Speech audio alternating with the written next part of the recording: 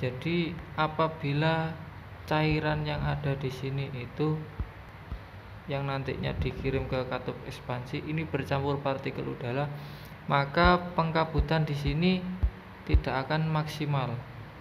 Sehingga nanti kalau ada campuran udara, ini ibaratkan selang merah ini, partikel-partikel udara akan menempel ke dalam dinding selang. Ini yang biasanya terjadi pemampatan di evaporator.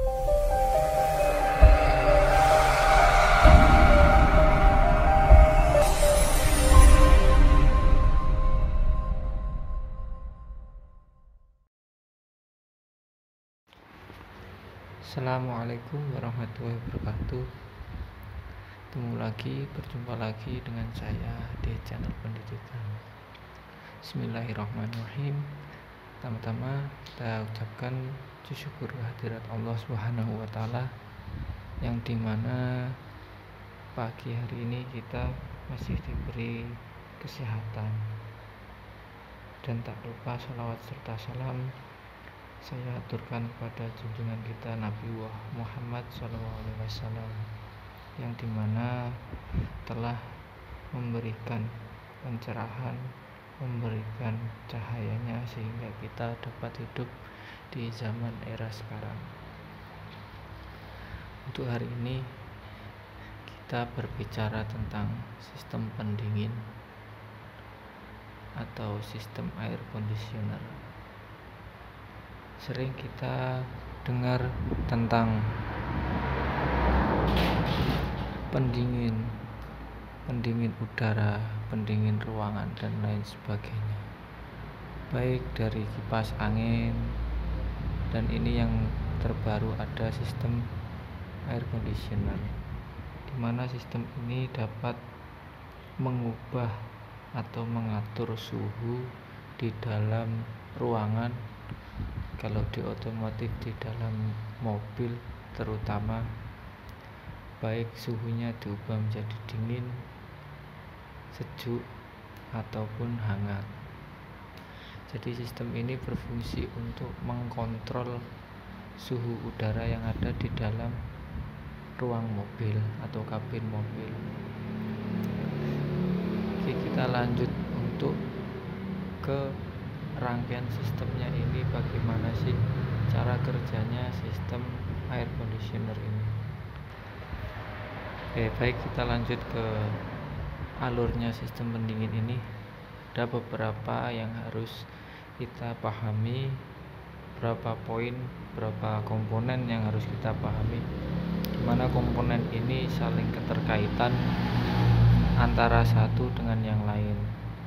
Jadi kalau salah satu komponen yang ada di sistem AC ini sudah tidak berfungsi, maka sistem AC juga tidak akan berjalan dengan normal, bahkan sampai mati atau tidak bersirkulasi lagi. Oke, pada intinya sistem AC ini mensirkulasikan gas atau cairan refrigeran yang ada di seluruh sirkuit sistem AC. Untuk di gambar ini ada yang berwarna merah dan ada yang berwarna biru.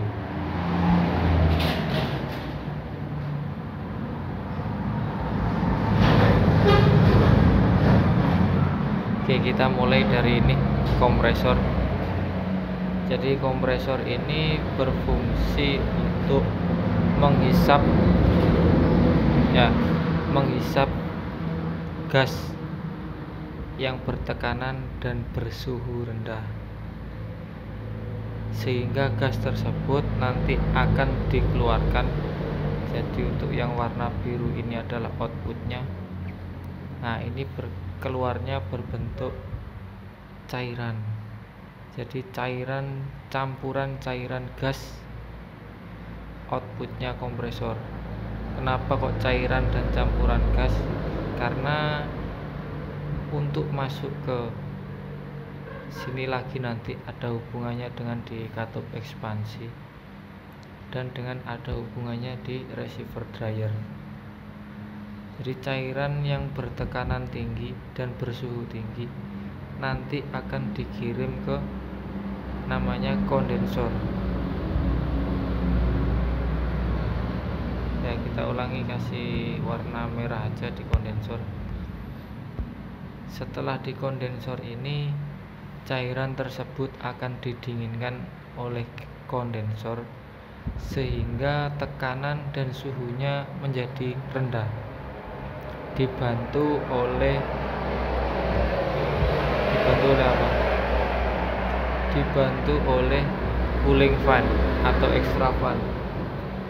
Jadi extra fan ini fungsinya untuk membantu agar pendinginan yang ada di dalam kondensor itu lebih cepat daripada tidak adanya cooling fan. Setelah cairan tersebut dingin, maka cairan tersebut akan dikirim ke receiver dryer ini. Receiver dryer ini sendiri berfungsi untuk memisahkan partikel-partikel udara yang ada di dalam cairan refrigeran. Jadi cairan refrigeran yang dikirim ke sini. Nah, makanya dari sini, dari awal tadi sudah saya bilang ini bukan gas murni seperti yang ada tulisan di gambar ini. Jadi menurut pengalaman saya, yang dikeluarkan oleh kompresor, output kompresor itu gas bercampur dengan cairan. Dibuktikannya dengan apa? Dibuktikannya dengan adanya receiver dryer ini.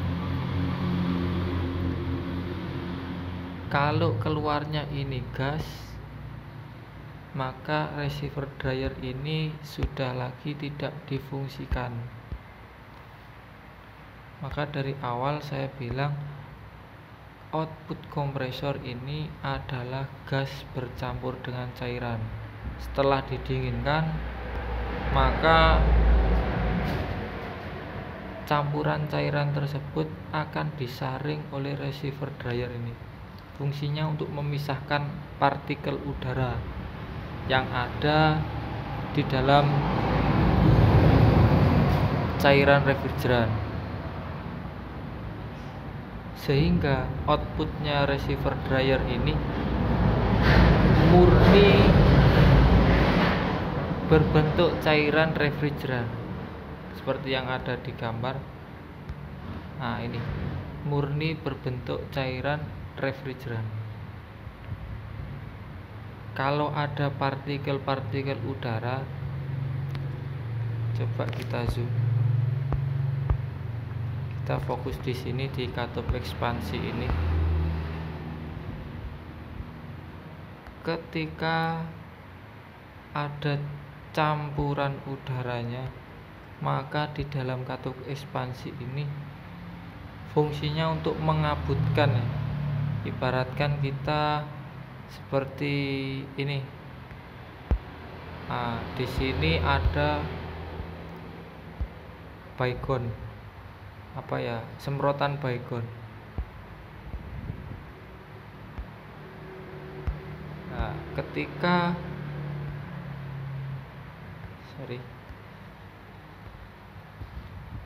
ketika posisi ini ditekan menggunakan udara, maka cairan yang ada di dalamnya akan berembus keluar, sudah tidak berbentuk cairan. Bentuknya adalah kabut atau embun. Sama seperti katup ekspansi ini tugasnya untuk mengkabutkan.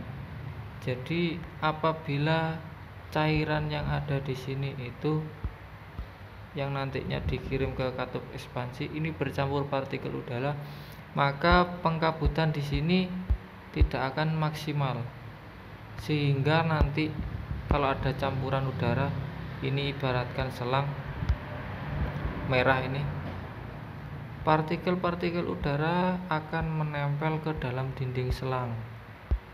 Ini yang biasanya terjadi pemampatan di evaporatornya nanti. Jadi partikel-partikel udara ini apabila diteruskan akan membentuk sebuah karat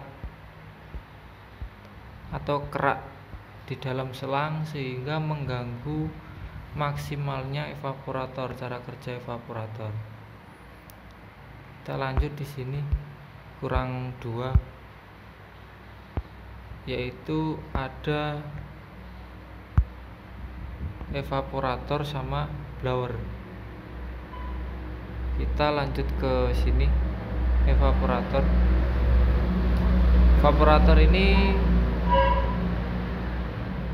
fungsinya sebagai saluran gas yang sudah diinjeksikan atau ditekan oleh katup ekspansi, sehingga gas tersebut menjadi dingin dan didorong oleh blower masuk ke dalam kabin mobil, sehingga udara dingin atau udara sejuk sesuai dengan yang kita atur di dalam konektornya nanti ada itu berapa derajat akan masuk ke dalam seluruh kabin mobil dan ruang mobil, sehingga kondisi di dalam ruangan atau dalam mobil itu sesuai dengan kebutuhan kita.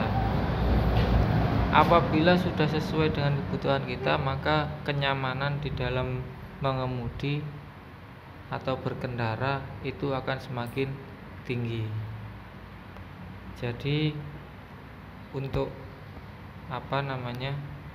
untuk sistem AC itu cuman ada satu, ini kompresor, 2 ada kondensor, 3 receiver dryer ini, 4 ada katup ekspansi, 5 ada blower, 6 ada evaporator.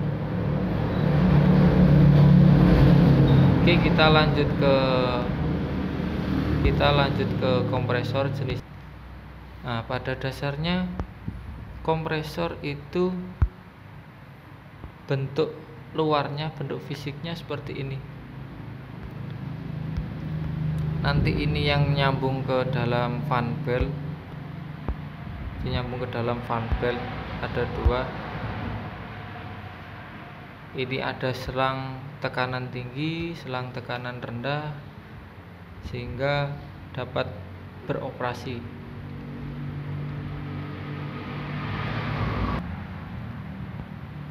Nah, ini adalah jenis kompresor tipe wobble plate. Wobble plate kita dapat ketahui pembedanya nanti di sini. Saya gambarkan. Jadi wobble plate itu mempunyai 5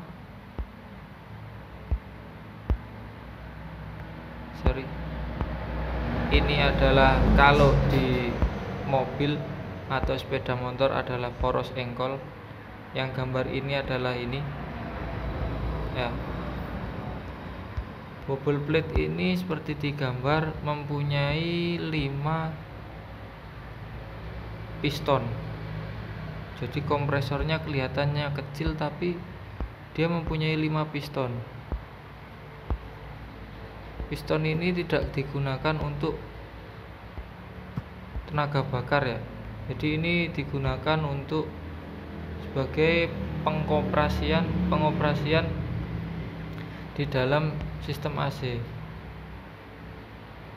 Nah, di sini dia ada semacam bola. Nanti kita bahas lebih lanjut. Tipenya seperti ini, wobble plate. Seperti yang kita jumpai, yang biasanya ini ada tipe crank, kompresor tipe crank. Di kompresor ini juga sama fungsinya sebagai penghisap atau menghisap gas yang ada di evaporator dan dikeluarkan dalam bentuk cair yang bertekanan dan bertemperatur tinggi, seperti yang saya jelaskan di awal. Ini kompresor AC tipe crank. Nah, ini ada satu lagi tipenya Swiss split, tipe kompresor Swiss split. Pembedanya ada di sini. Nah, ini dia poros engkolnya di sini. Pistonnya satu poros engkol. Kalau sering diketahui di mesin. Nah, jadi ini piston poros engkolnya kan cuma satu poros engkol, dia satu piston. Di Swiss split ini enggak. Jadi ibaratkan ini posisi silindernya, dia poros engkolnya ada satu tapi pistonnya ada dua. Nah, bentuknya seperti ini pistonnya.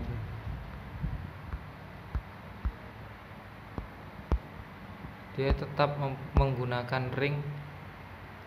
Jadi nanti ketika poros engkol ini berputar, maka pistonnya bisa naik turun. Kita bahas lanjut khusus atau edisi tentang kompresor di next kedepannya. Untuk tipe yang terakhir adalah tipe Truck Fin. Kelihatan ya tulisannya kompresor AC tipe Truck Fin. Nah, di sini Truck Fin ini hampir sama dengan tipe motor jenis rotari. Jadi dia memanfaatkan kondisi. Jadi untuk silindernya sendiri itu tidak berbentuk bulat.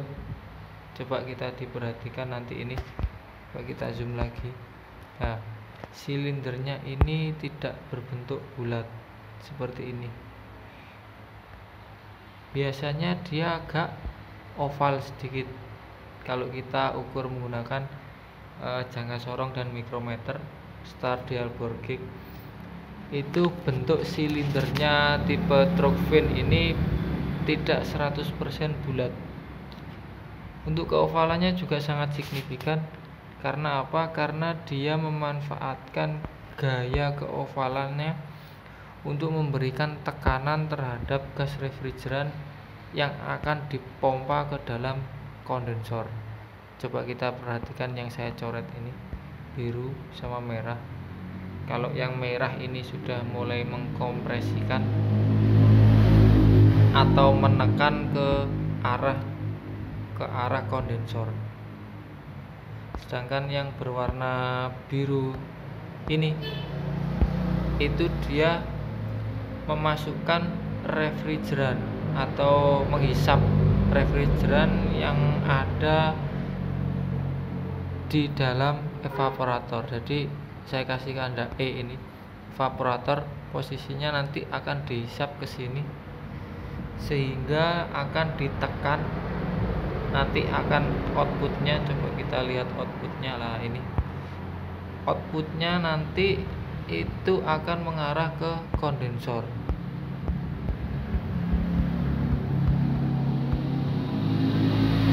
Nah, mengarah ke kondensor sehingga nanti cairan yang sudah dipompa oleh kompresor itu akan didinginkan di dalam kondensor dibantu oleh extravan. Itu adalah jenis-jenis daripada kompresor AC. Jadi kita lanjut ke receiver dryer.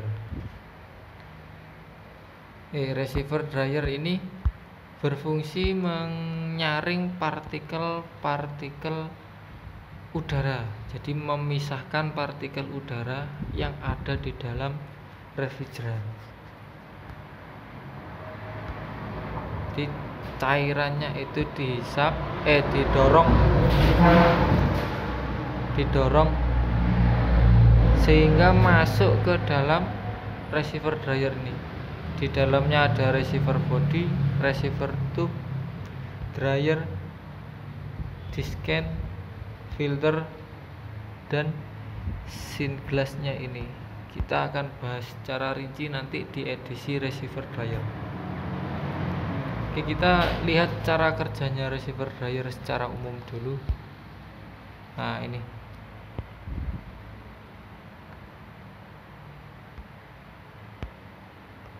ketika ya, ketika cairan refrigeran,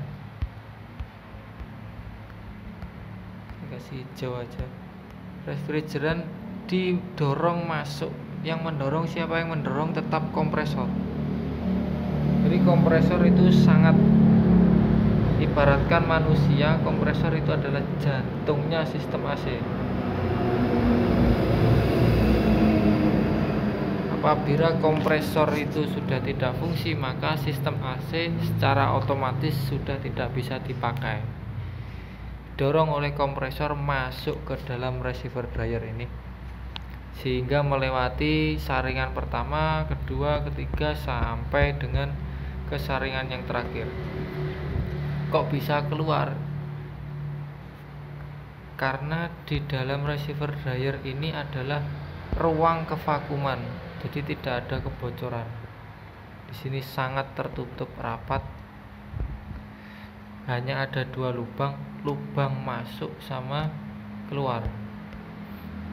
Untuk outputnya ini nanti sudah berbentuk murni cairan. Kalau dulu cairannya menggunakan R12,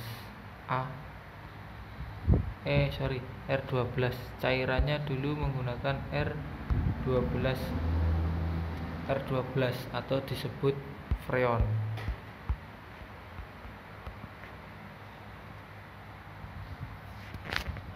Di sekarang itu freon atau R12 ini sudah tidak layak pakai karena sangat mengganggu iklim atau cuaca, dapat menimbulkan efek rumah kaca yang sangat besar. Terus yang selanjutnya, polusi udaranya juga sangat tinggi. Apabila ada kebocoran, bisa membawa zat yang beracun ke dalam tubuh manusia. Jadi sekarang diganti menjadi R13A atau disebut gas refrigeran. Gas refrigeran. Jadi refrigeran tersebut didorong keluar sehingga sudah siap diinjeksikan oleh katup ekspansi.